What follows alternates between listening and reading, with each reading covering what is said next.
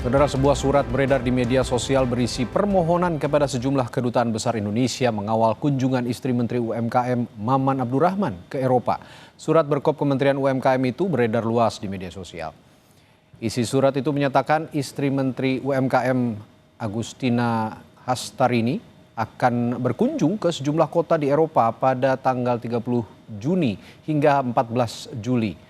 Sejumlah kantor kedubes dan konsulat jenderal diminta mengawal istri menteri dan rombongan yang disebut mengikuti kegiatan misi budaya.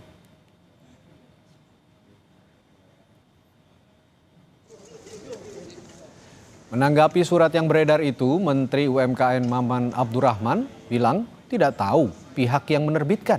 Ia mengaku istrinya pergi ke Eropa mendampingi anaknya tapi membantah memakai uang negara.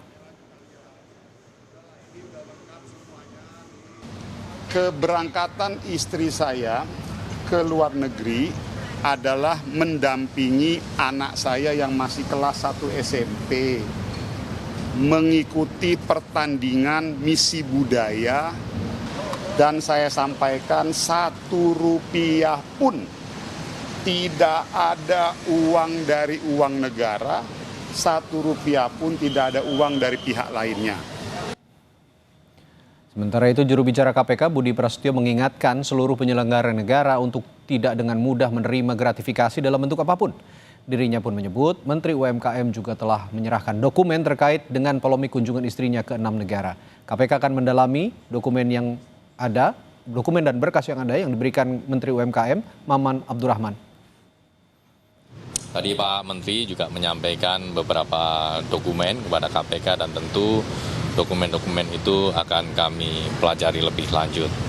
Dan di sini kami juga mengingatkan secara umum sebagai seorang penyelenggara negara ya, siapapun tentu kita juga harus selalu berhati-hati terkait dengan potensi gratifikasi ataupun konflik kepentingan.